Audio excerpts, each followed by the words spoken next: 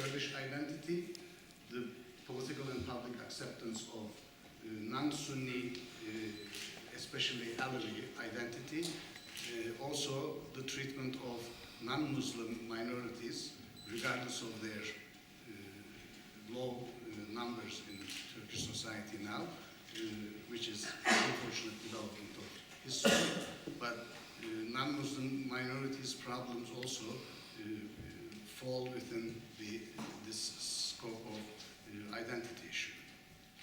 The second issue is the issue of strong centralized government, which prohibits local democratic developments.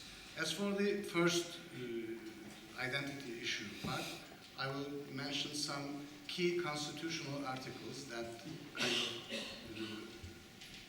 function as an obstacle to the development of further democratization in Turkey. One is the article that defines Turkish citizenship.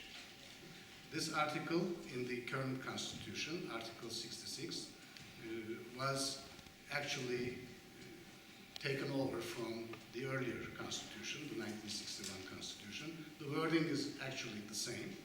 It says every individual which is attached to the Turkish state by bonds of citizenship is a Turk. This definition of citizenship, a citizen of Turkish Republic as a Turk, is challenged by mostly Kurds, because Kurds define themselves as Kurds and they don't want to become Turks in political terminology. So this challenge cannot be met by retaining this wording of the article that defines Turkish citizenship.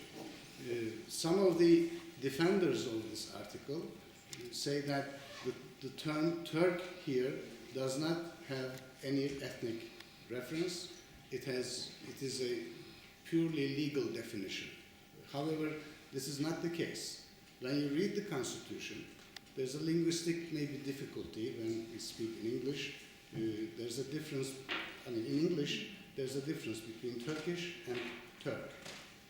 Turkish has some reference to the territory of Turkey. When you look up the dictionary, in Oxford Dictionary, for example, when you look up the word Turkish, it says of or pertaining to Turkey and its inhabitants. But when you say Turk, Turk is somebody probably whose mother language is Turkish. That's why we can define it in ethnic terms. So in Turkish language, we don't have this distinction between Turkish and Turk. So when we say Turk, it's a Turk. So is it ethnic or legal, or does it have any reference to the territory? We never know, but it's predominantly an ethnic term. And there's also an inconsistency within the Constitution itself, because Article 1 says Republic of Turkey, or the state in Turkey, is a republic. If I may say it in Turkish, it says Türkiye devleti. Türkiye is Turkey. So state in Turkey. It doesn't say Turkish state. It doesn't say state of Turks. It says Türkiye devleti, which means state on the Turkish territory of Turkey. Article 3, it also says the same thing.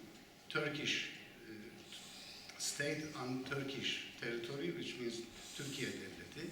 However, the article that defines Turkishness or the citizenship says Türk devleti. It doesn't say Türkiye devleti. So we never know if the state is Turk state or is it a Turkish state. So this article should be changed, and in my view, it should be abolished altogether. Because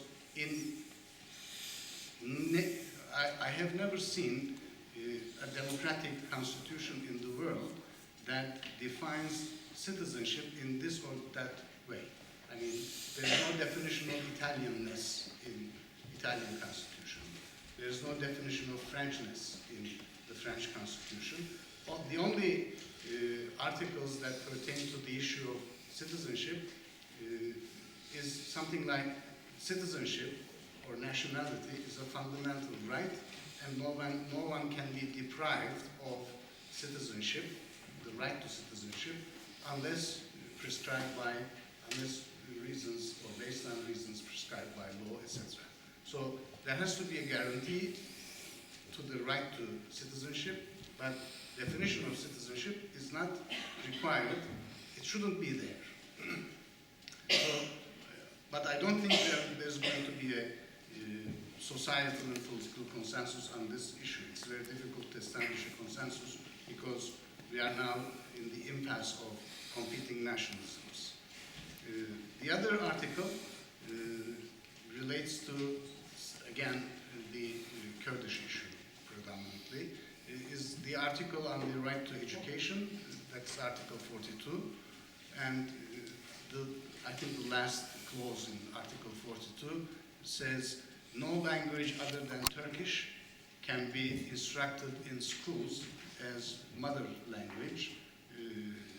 And there's also another clause saying that international agreement provisions are retained. This means that non-Muslim minorities, their rights to education in their own languages are protected by the Lausanne Treaty. So if you're a Greek minority, member of a Greek minority, you have right to mother language education. If you are a member of Armenian minority, you have right to instruction or education in Armenian. If you are a member of Jewish minority, you also have a right to education in Hebrew. But if you are Kurdish, no right to education in Kurdish. Why? Because Kurds are not a minority. Why are not they a minority? Because they are Muslims. So this brings us to the original political cleavage in Turkey's history, because when the first constitution was made, the unifying principle of the Turkish society was Islam. So the minority and majority distinction was based on